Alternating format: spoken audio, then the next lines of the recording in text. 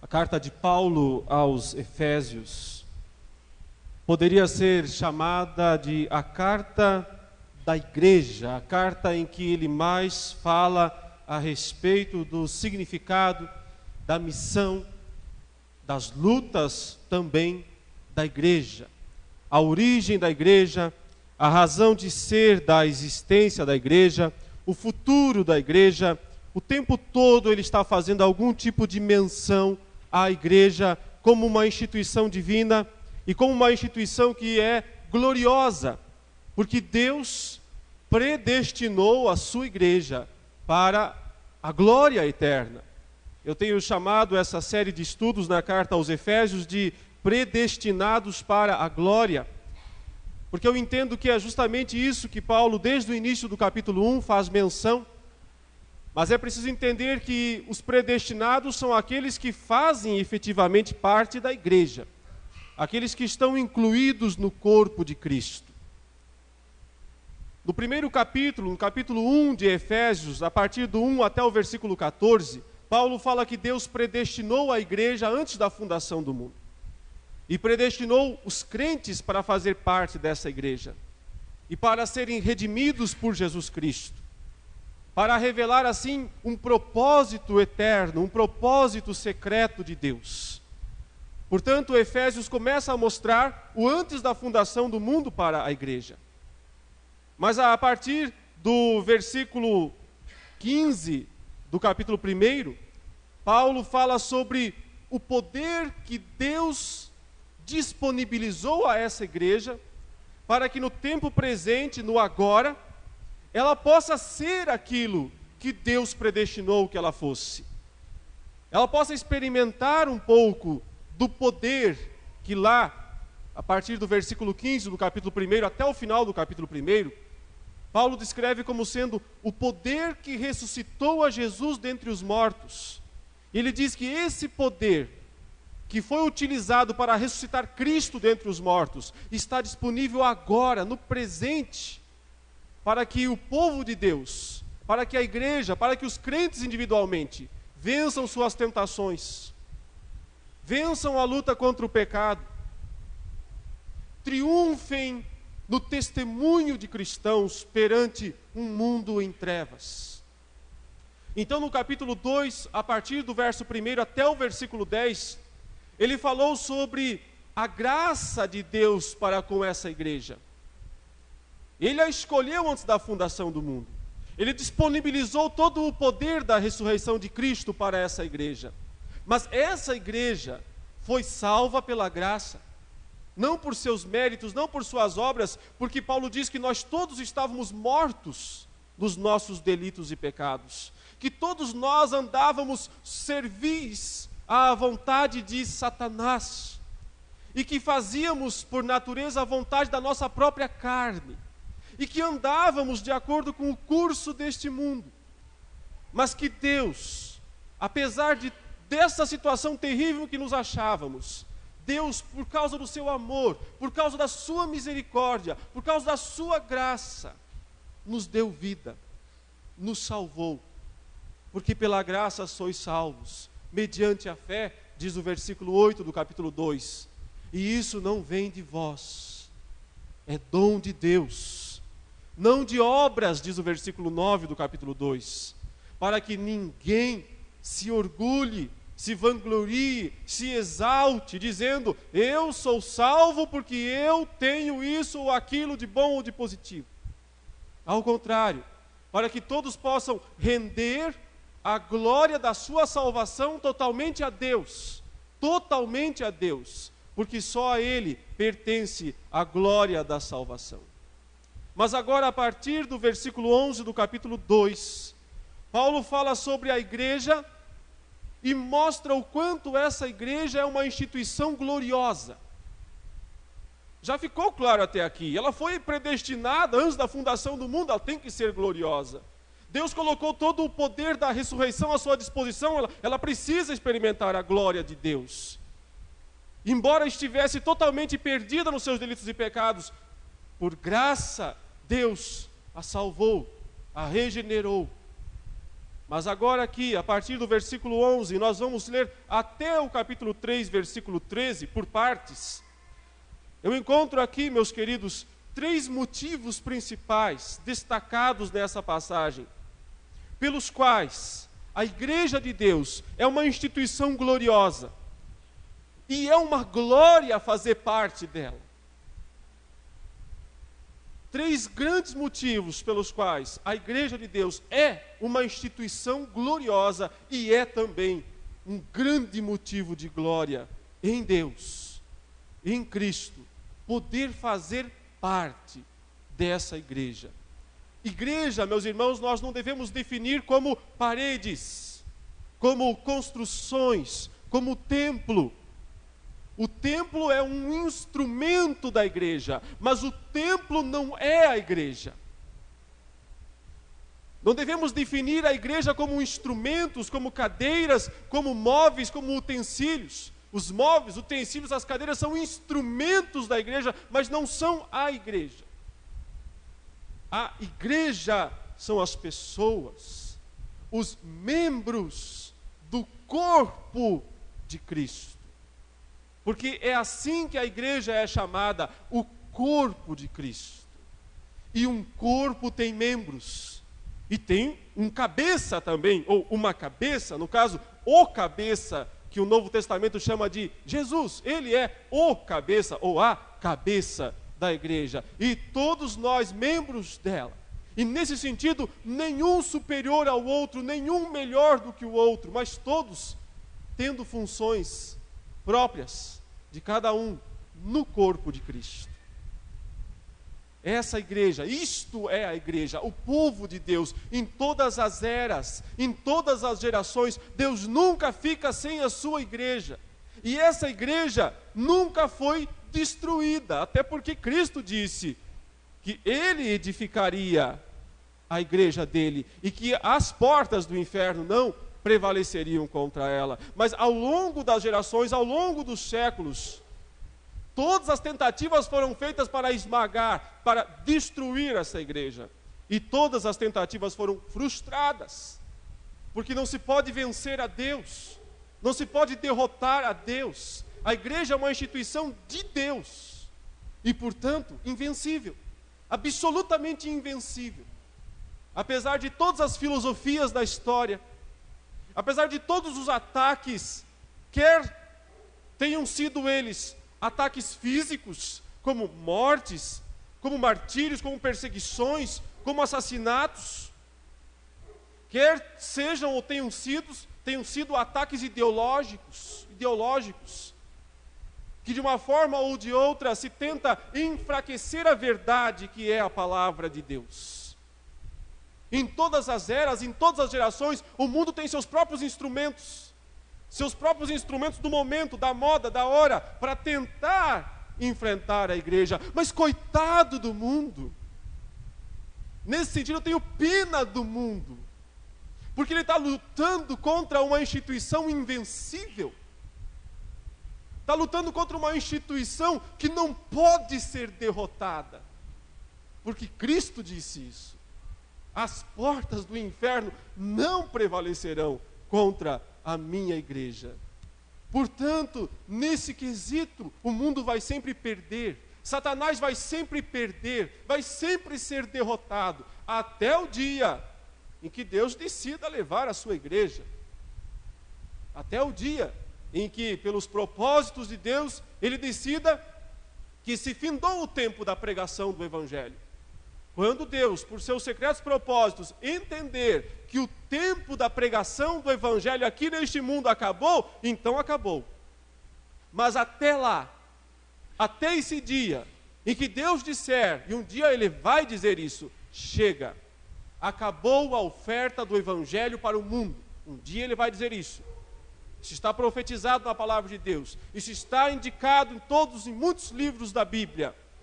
Um dia vai cessar a pregação do Evangelho, assim como um dia, só para vocês entenderem a comparação, um dia Noé fechou a porta da arca. Ele pregou por muitos anos, foi um pregador da justiça, anunciou a salvação. Vai chover, gente, vai chover. aqui está a arca. E as pessoas diziam o quê? Maluco, doido. Aqui nesse deserto, vai chover nada. Mas um dia, choveu. E a porta da arca foi fechada. Não adiantava mais bater. Não adiantava mais gritar, clamar. Acabou. Um dia Deus vai dizer: acabou o tempo da pregação da graça, o tempo do anúncio do Evangelho. Mas até esse dia, ninguém pode deter a igreja. Até esse dia, ninguém pode impedir que o Evangelho seja pregado em todas as nações. Ninguém pode impedir até esse dia. A igreja, meus irmãos, é uma instituição gloriosa e é uma glória fazer parte dessa igreja. Sabe por quê?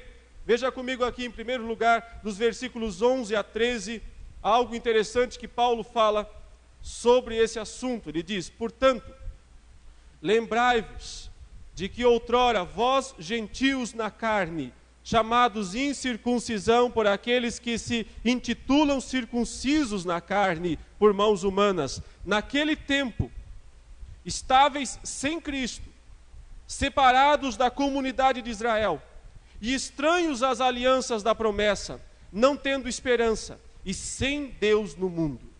Mas agora, em Cristo Jesus, vós que estáveis longe, fostes aproximados pelo sangue de Cristo.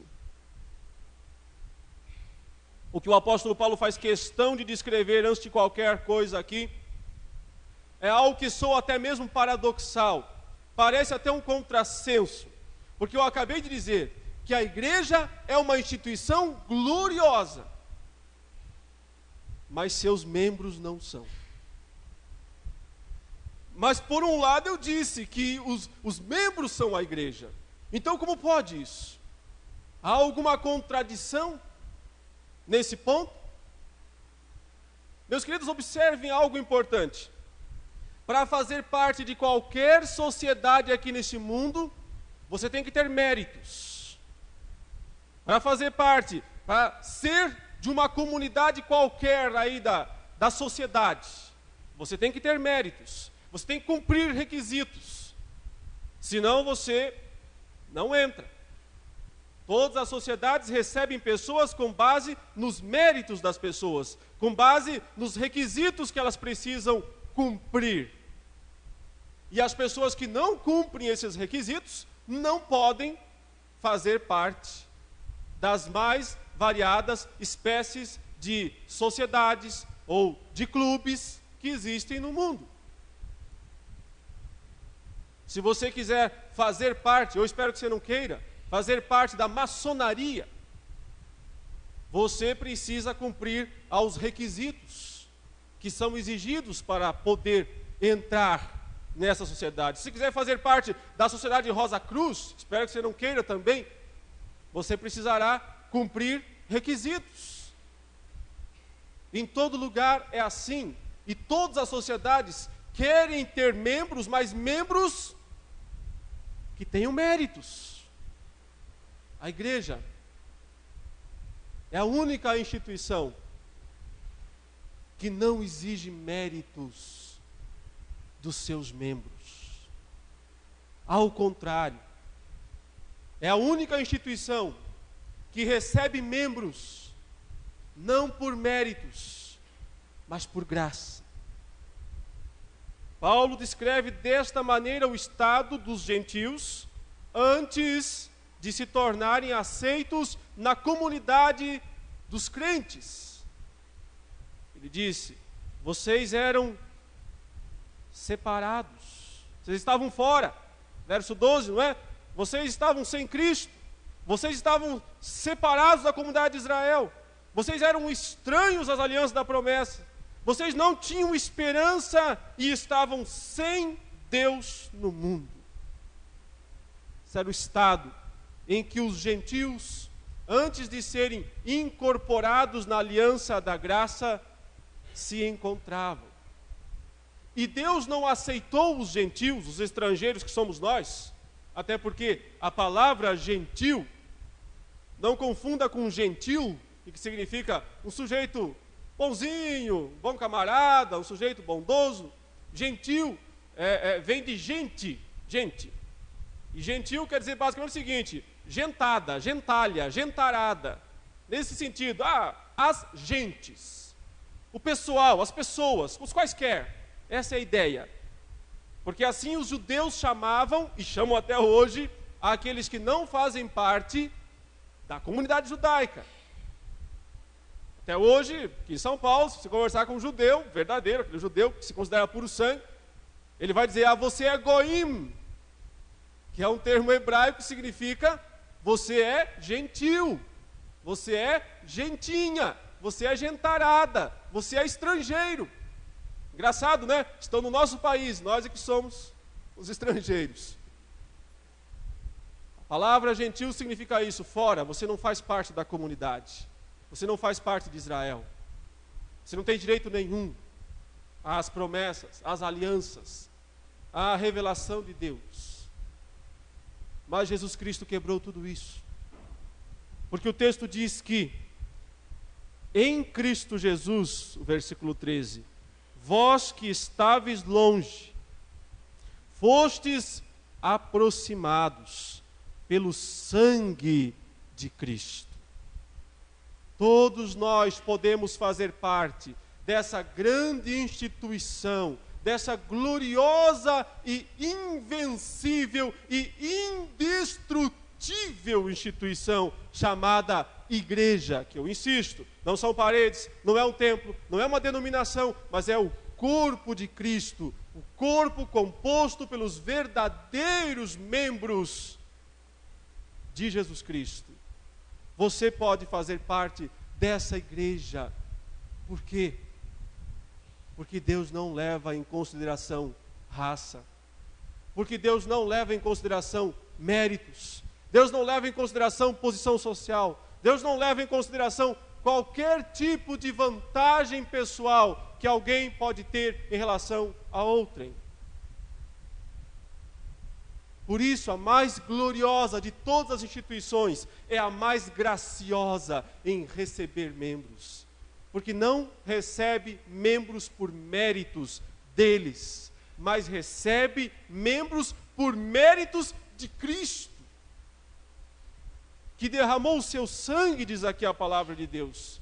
Pelo sangue dele nós fomos aproximados. Estávamos longe, sem esperança, sem Deus nesse mundo, separados da comunidade de Israel, não tínhamos a menor chance de sermos salvos, mas o sangue de Jesus Cristo nos trouxe para perto, nos trouxe para dentro, nos fez ter direito, mesmo sem ter direito, nos fez ter direito de fazer parte da mais gloriosa de todas as instituições, da mais invencível de todas as instituições, que é a igreja, o corpo do nosso Senhor Jesus.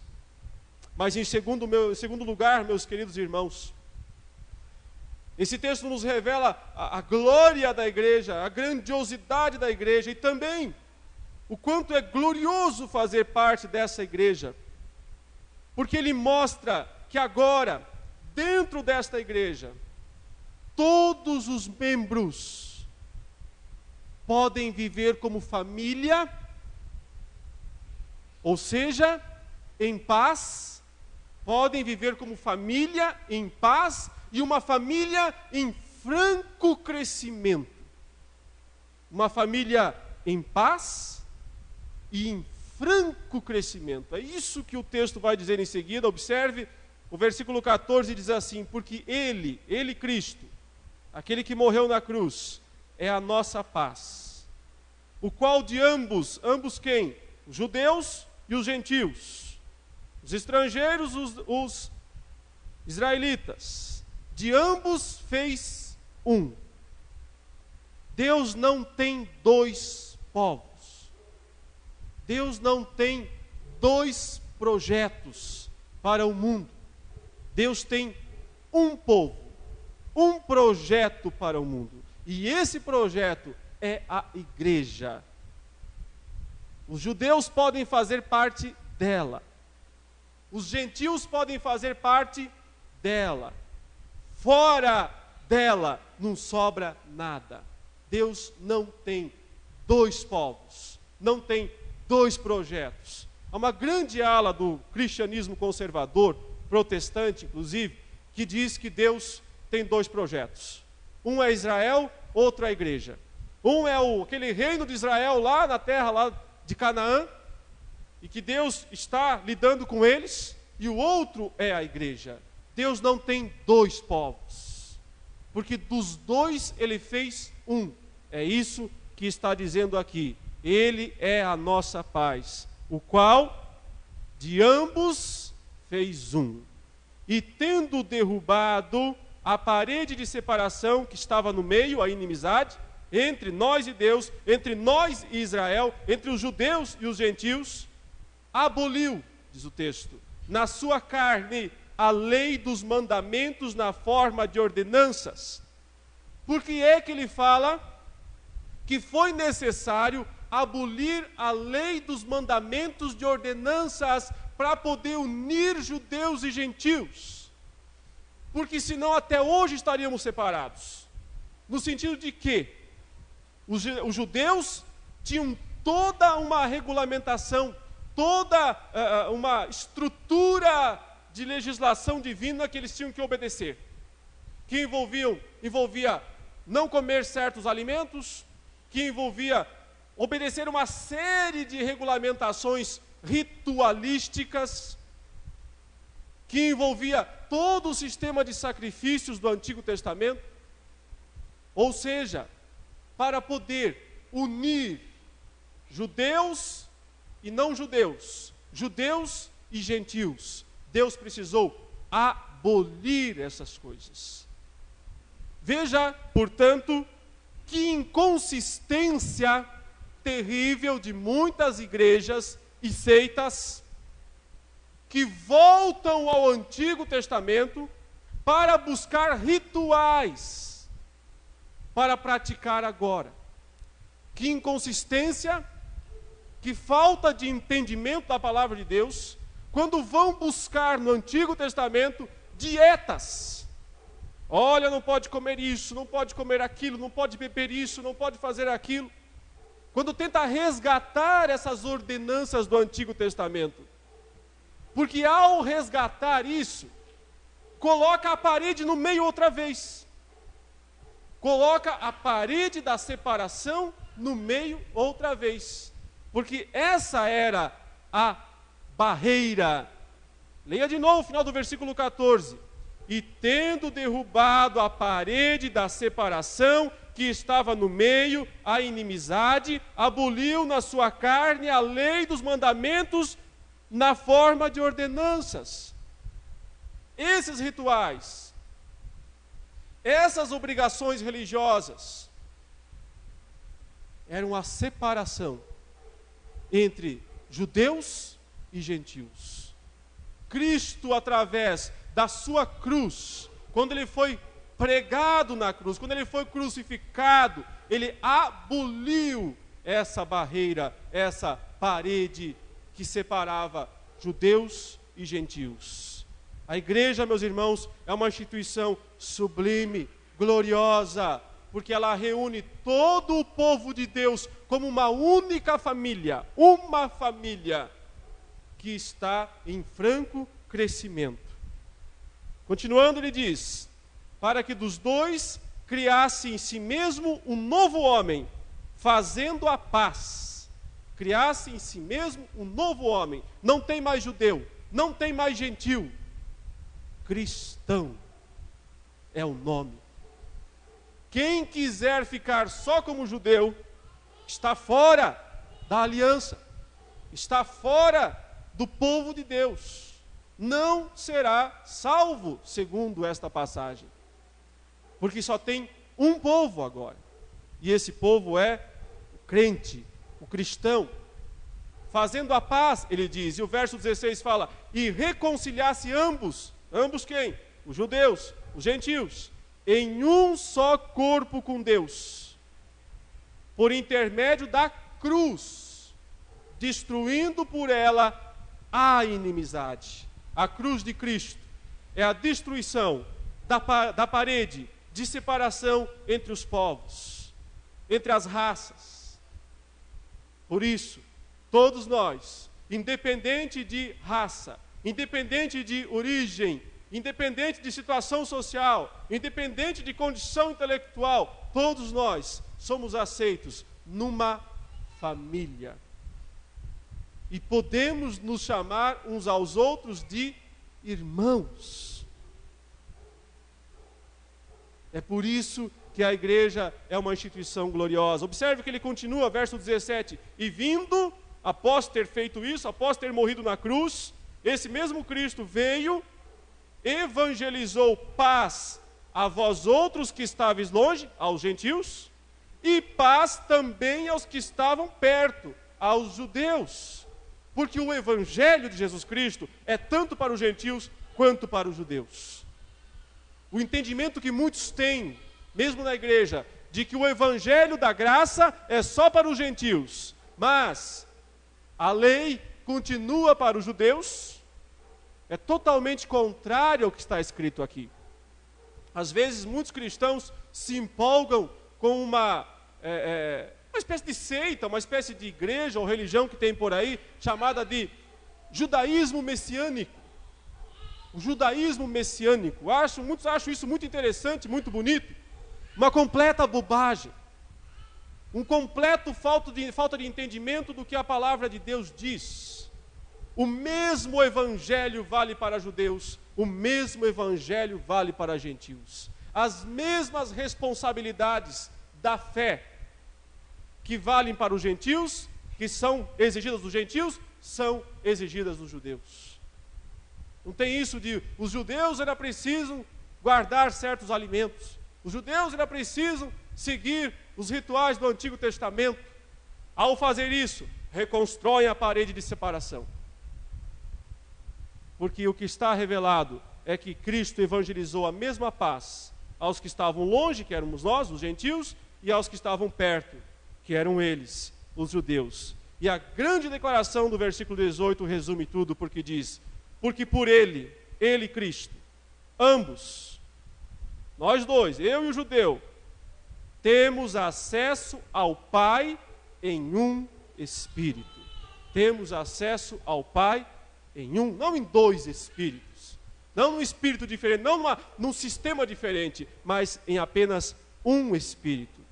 E agora Paulo se volta mais para os judeus, ou melhor, para os gentios, para nós, os estrangeiros, e diz: assim já não sois estrangeiros, deixaram de ser estrangeiros e peregrinos, mas concidadãos dos santos, e sois da família de Deus. A igreja é uma instituição gloriosa, meus irmãos, porque nela todos os povos são reunidos numa única casa, numa única família, podem viver em paz entre si. Ainda que pensem diferente em alguns aspectos. Se nós olharmos para a estrutura do grupo íntimo de Jesus Cristo, lá, os 12 apóstolos, quantas diferenças entre eles. Por exemplo, e eu agora incluo nesse grupo também o apóstolo Paulo. Temos o apóstolo Paulo, um homem erudito, que hoje nós diríamos um PhD, um homem de alto nível intelectual, retórico, acadêmico. Mas temos um Pedro, um pescador, e os dois são apóstolos, e nenhum é mais importante do que o outro. Dentro desse grupo, dessa comunidade, nós temos um grupo, algumas pessoas que eram chamados de zelotes. Eles eram nacionalistas, gente radical pela nação, pelo país. Mas dentro também tinha um Mateus, um Levi, que era um cobrador de impostos, ou seja, um traidor da nação, considerado um traidor da nação. Dentro do grupo apostólico. Um nacionalista, um traidor da nação. Considerado assim, desta maneira. É claro que quando conheceram a Cristo, ambos deixaram de ser as duas coisas, porque se tornaram cristãos.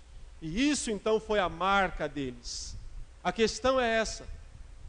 Antes de qualquer coisa, um cristão é alguém que faz parte da família de Deus. As outras coisas perdem destaque, perdem importância. Eles não são reconhecidos pelos títulos, não são reconhecidos pelos talentos lá fora, mas por serem de Cristo, por serem irmãos da mesma família, a família de Deus. Família essa que o texto diz no verso 20, está sendo edificados sobre o fundamento dos apóstolos e profetas, sendo ele mesmo, Cristo Jesus, a pedra angular. A igreja é um prédio, é uma construção, Paulo diz aqui, é uma casa, uma família, é uma casa. Uma casa tem que ter estrutura. Precisa ter uma pedra angular. E note que o texto diz que a pedra angular é Cristo Jesus. Contra, por exemplo, a reivindicação romana de que a pedra é Pedro. Cresce na tradição romana que o fundamento, a pedra da igreja, a pedra angular da igreja seja Pedro. Pedro é uma pedra desse fundamento superior chamado de apóstolos e profetas. Mas abaixo deles, e também acima, está Cristo, a pedra angular.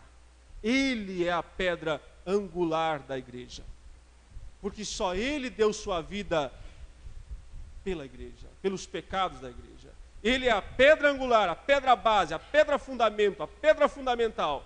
Agora em cima dele, ele diz, vêm os apóstolos e os profetas. Estes homens do Novo Testamento, que foram escolhidos por Deus para serem o fundamento da igreja. Razão essa pela qual não tem apóstolos hoje. Não existem apóstolos hoje, embora um grupo tanto reivindique isso para si e deseje tanto ser chamado desta maneira. Mas os apóstolos e os profetas foram o fundamento em cima da pedra angular. Portanto, essa base já foi colocada. Agora nós todos somos pedras espirituais, Pedro vai dizer lá na sua carta, que precisam ser colocadas nesse edifício. Mas cada um de nós é só uma pedra, um tijolo nessa grande edificação. E aqueles que querem ser mais do que isso, serão menos do que isso. Porque não serão nem contados como pedras, nem contados como tijolos. Basta a cada um de nós ser um tijolinho nessa casa, ser um irmão nessa casa, sem querer ser mais do que isso. Porque toda vez que eu quero ter algum tipo de primazia ou de importância maior sobre a igreja, eu estou roubando isso da pessoa de Cristo. Eu estou roubando a glória da pessoa de Cristo. Nós somos tijolos edificados sobre o fundamento dos apóstolos e dos profetas. Os homens a quem Deus deu o Novo Testamento. Os homens a quem Deus revelou os evangelhos, Mateus, Marcos, Lucas, João. Os homens a quem Deus ordenou que escrevessem as cartas, como Paulo, como Pedro, como João, como Tiago, como Apocalipse, como Hebreus. Isto é o fundamento da igreja. E é sobre isto que a igreja precisa ser construída, edificada, sobre a palavra de Deus. E assim ela é uma instituição gloriosa que vai crescer, porque observe os versos 21 e 22, no qual todo o edifício, todo ele, bem ajustado, ou seja, os tijolinhos bem encaixados, cresce para santuário dedicado ao Senhor. Cresce. Queridos, a igreja verdadeira sempre cresce. Ela sempre cresce, porque ela é uma casa em construção. Deus já colocou a pedra angular lá, que é Cristo, e ninguém pode pôr outra. Deus já colocou o fundamento, a base sobre essa pedra, que são os apóstolos e são os profetas, e ninguém põe outro. Isso já encerrou também. Agora nós somos os tijolos que somos acrescentados a essa casa. Essa casa precisa crescer. Há um entendimento muito equivocado em muitas igrejas, e aqui eu estou falando das nossas igrejas, igrejas presbiterianas. Há um entendimento muito equivocado em muitas igrejas presbiterianas. É uma frase mais ou menos assim: crescer em número não é importante. O que precisa é crescer em qualidade. Não importa a quantidade, importa a qualidade. Eu quero dizer, e eu afirmo, que isso é um entendimento equivocado a respeito da igreja. Porque para a igreja e para Deus importam as duas coisas: qualidade e quantidade. Mais tijolos, mas tijolos bem encaixados. Porque qualidade aqui é o tijolinho certinho no lugar certo. Muitos tijolos, mas tijolos bem encaixados. Tijolos avulsos não servem para muita coisa. Tijolos caídos lá no meio da construção só servem para tropeçar e atrapalhar. Tijolos grudados. Tijolos, um sustentando ao outro. Não é assim que uma parede se mantém? É porque os tijolos estão cruzados e tem liga entre eles. E é desse modo que eles crescem e fazem uma casa firme. Deus quer que a igreja cresça. Ela é uma instituição gloriosa, ela não pode parar, ela tem que crescer, e ela vai crescer, porque se ela não crescer, ela é uma igreja falsa, mesmo que tenha o nome de presbiteriana, que é tão amável para nós, que é um nome tão querido para nós, mas só o nome não significa nada. Uma igreja verdadeira cresce, porque é uma família em franco crescimento. Crescimento espiritual, ou seja, qualidade, e crescimento numérico, ou seja, quantidade. E isso torna essa igreja uma instituição gloriosa. Porque, para completar, Paulo diz no verso 22... no qual também vós, juntamente, estáis sendo edificados para a habitação de Deus no Espírito. Olha, a glória da igreja, ela recebe o próprio Deus. O próprio Deus vem habitar essa igreja. O próprio Deus, Espírito Santo, terceira pessoa da Trindade, vem habitar essa igreja, tornando-a gloriosa mais ainda, edificando-a mais ainda, fazendo-a crescer ainda mais. Em terceiro lugar, meus irmãos, e isso está mais especificamente no finzinho do próximo texto, dos versículos 1 do capítulo 3 até o versículo 13, a igreja é uma instituição gloriosa, e é uma glória fazer parte dessa igreja, porque ela tem a tarefa, a missão gloriosa de proclamar o mistério de Cristo. E daqui a pouco eu vou dizer a quem a igreja tem a tarefa gloriosa de proclamar o mistério de Cristo. Mas apenas para nós fazermos justiça ao texto todo, nós lemos a partir do versículo 1 do capítulo 3 o testemunho pessoal de Paulo, dizendo de onde que ele recebeu esse entendimento de que os gentios faziam parte da igreja como os judeus, e que não havia mais separação. Ele diz então: por esta causa eu, Paulo, sou o prisioneiro de Cristo Jesus, por amor de vós, gentios. Estou preso porque estou pregando o evangelho para vocês, gentios. É isso que Paulo fala.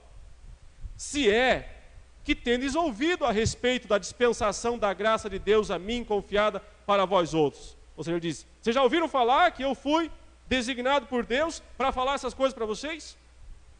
Aí ele explica no verso 3 de onde veio.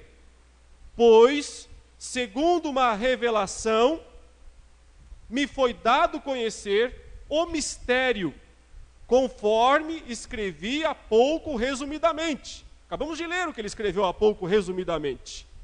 E agora ele resume mais ainda.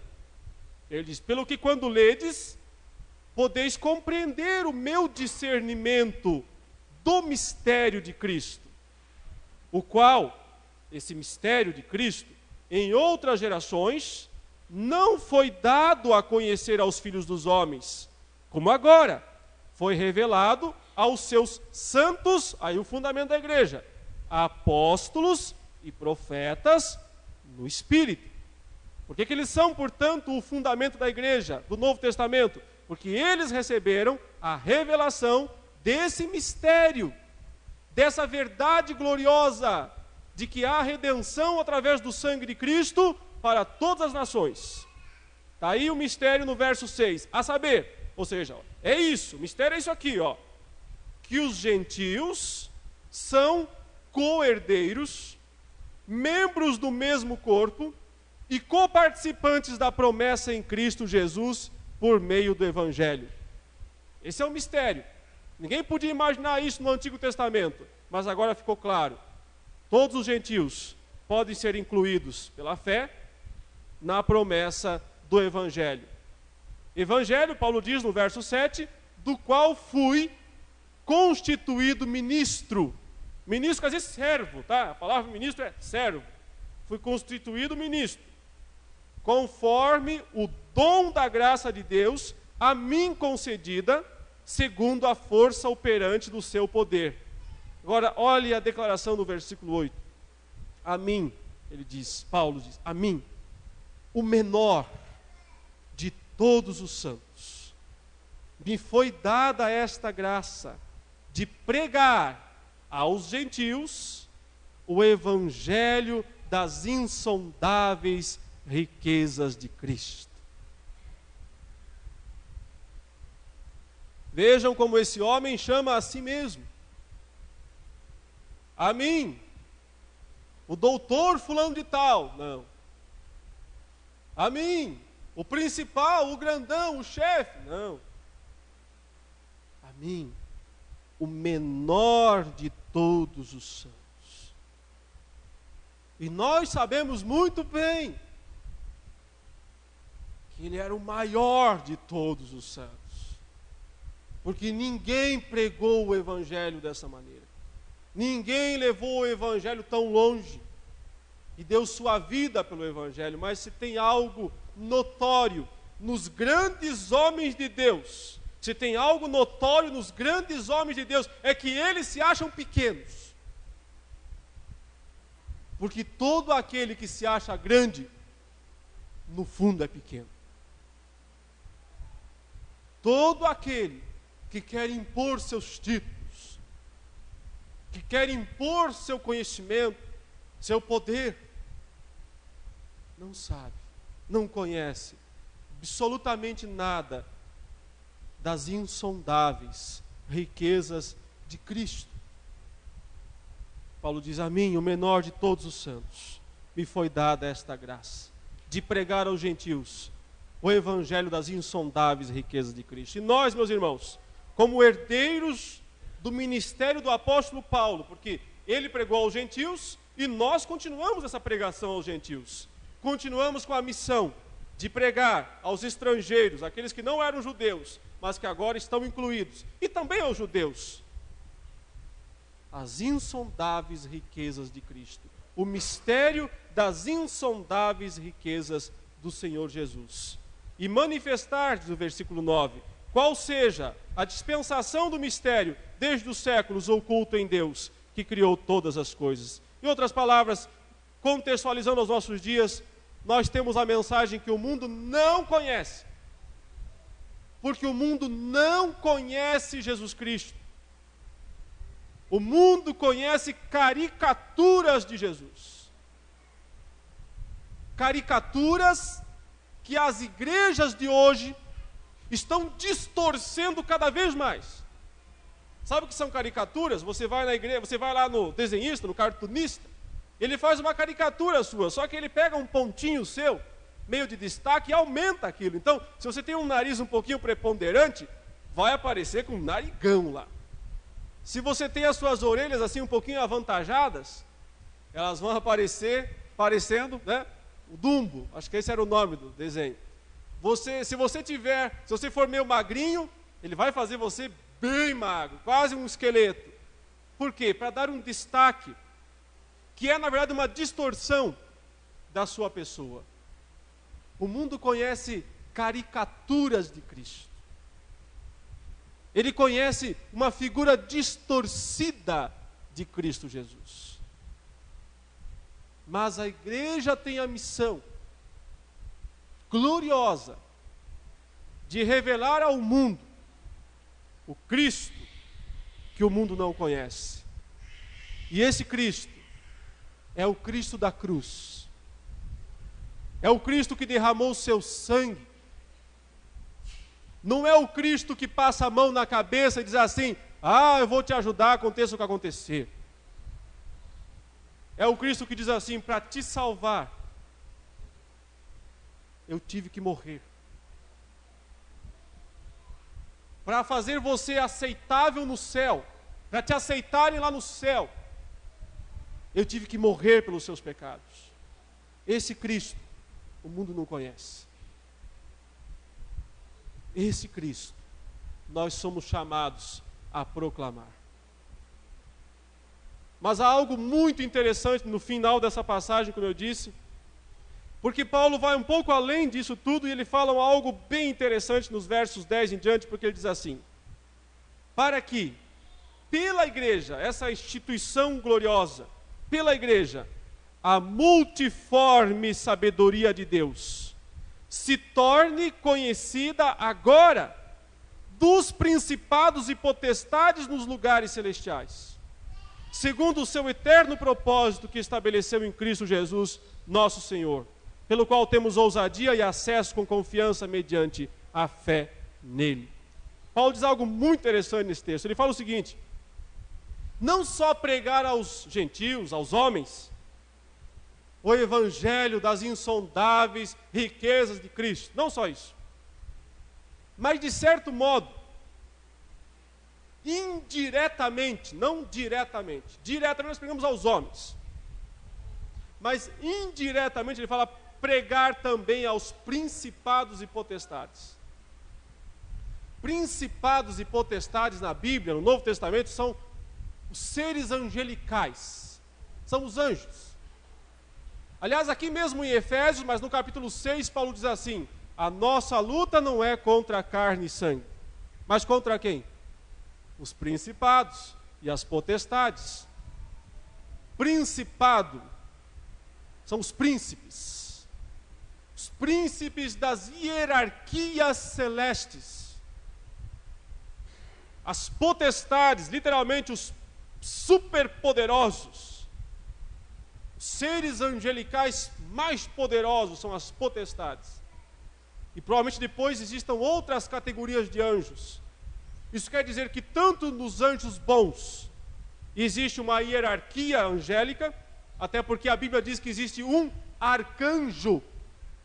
E a palavra arcanjo é justamente a raiz da palavra arcanjo, está na raiz da palavra principado. Seria mais ou menos assim: príncipe anjo seria o nome, o sentido literal da palavra arcanjo. Príncipe anjo. E o príncipe anjo, ou seja, o anjo principal, se chama Miguel no Novo Testamento, e só ele é descrito assim. Mas lá do lado do mal, de Satanás e de seus anjos, também existem os principados e as potestades. Porque um grande contingente de anjos bons, de anjos que eram de Deus, se rebelaram segundo a Bíblia, e seguiram Satanás em sua rebelião, e se tornaram demônios, mas ainda são principados e potestades. E outros são os dominadores desse mundo tenebroso, as forças espirituais do mal nas regiões celestes, que estão lá no capítulo 6, aqui mesmo, da carta de Paulo aos Efésios. Mas o que ele quer dizer sobre isso? Ele diz o seguinte: essas forças angélicas, sejam boas, sejam más, estão conhecendo agora o que é o Evangelho. Estão entendendo agora, Paulo diz, o que é o Evangelho. E querem, e aí nós lemos o texto de 1 Pedro, lá no começo do culto, diz assim: coisas essas que os anjos anelam perscrutar. Veja, entenda bem uma coisa. Anjo nunca quis pregar o Evangelho. Eu já vi muito pregador falando isso. Ah, os anjos queriam pregar o Evangelho, mas, enfim, não podem, então os homens têm que pregar. Anjo nunca quis pregar o Evangelho, eles nem sabem. Eles não sabem pregar o Evangelho, porque eles não sabiam nada, eles não compreendiam estas coisas. Os anjos desejam conhecer o Evangelho, compreender o Evangelho. Sabe para quê? Para se admirar diante de Deus, ou se forem os demônios, para ficarem mais bravos ainda.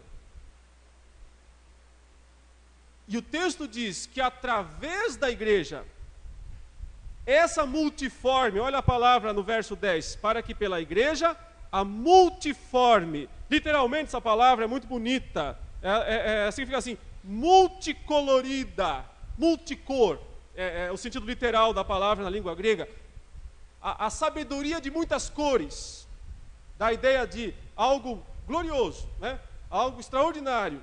Essa sabedoria, que não é uma coisa simples, se torna então conhecida agora dos principados e potestades nos lugares celestiais. Isso quer dizer, meus irmãos, que muito provavelmente, agora mesmo, existam alguns visitantes a mais aqui na nossa igreja, além daqueles que nós podemos ver. Existam alguns visitantes a mais aqui, muito interessados em duas coisas. Primeiro, obedecer às ordens de Deus, porque Deus envia seus anjos para guardar os crentes, para ajudar aqueles que hão de alcançar a salvação, diz o autor aos Hebreus. Então, para de alguma maneira nos dar uma ajudinha aí no nosso dia a dia, dentro daquilo que Deus quer, nada fora disso. Por isso não adianta nem pedir para ele: anjo, me ajude. Olha a Deus, anjos obedecem ordens de Deus. Então eles estão por aí com essa função de ajudar aqueles que vão herdar a salvação, mas provavelmente também com um ouvido meio atento, para querer compreender um pouquinho mais, sabe o quê? Como é que gente como nós, de barro, feitos do barro, como é que gente como nós, carregado de falhas, cheios de pecados, são incluídos na mais gloriosa de todas as instituições, o corpo de Cristo. É isso que eles querem entender mais e mais. Como é que pessoas decaídas, falhas, pecadoras, mesquinhas, egoístas, orgulhosas, gente que é de barro mesmo, está sendo transformada pela habitação do Espírito de Deus. Eles não têm esse privilégio de serem habitados pelo Espírito de Deus, mas nós, vasos de barro, temos o privilégio de sermos habitados pelo Espírito de Deus. Os anjos estão de olhos arregalados, olhando para isso e pensando: que coisa mais extraordinária. Ele é um pecador. E não é que está virando santo. Esse cara só mentia. E está falando a verdade. Esse cara era o maior egoísta. E agora está evangelizando, pregando o evangelho para os outros. Esse homem era o maior ladrão. Agora abre o coração para abençoar os outros. É isso que os anjos se admiram e os demônios se mordem. Coisas essas que os anjos anelam perscrutar. Sim, queridos, os anjos estão aqui. Paulo mesmo escreveu aos Coríntios, no capítulo 11, e lá ele falou que principalmente as pessoas tinham que se portar com decência na igreja, se vestir com decência na igreja, que os anjos estão presentes.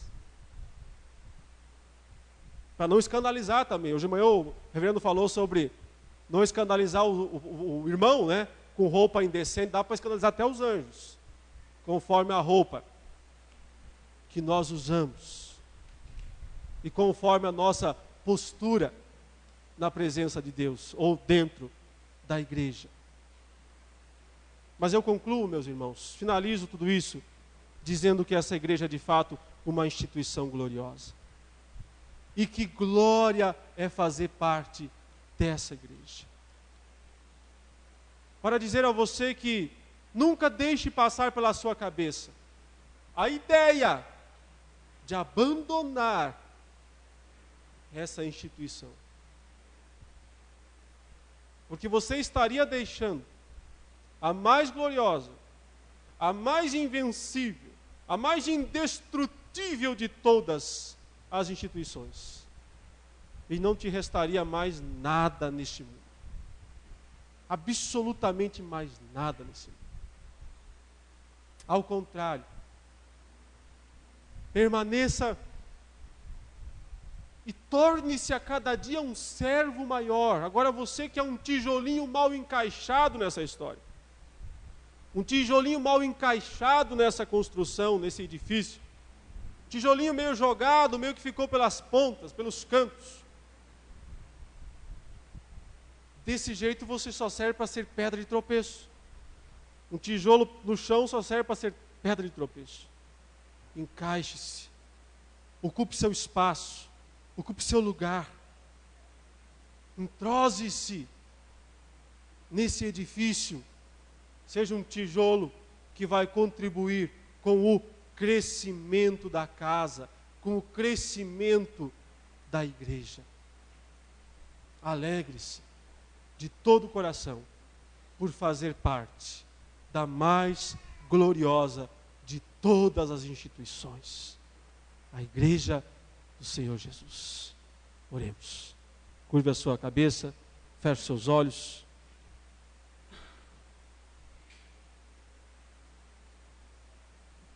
Ó Deus eterno, Pai, somos tua família, teu povo, teus filhos, gratos, com o coração cheio de gratidão, por termos sido escolhidos, sem méritos,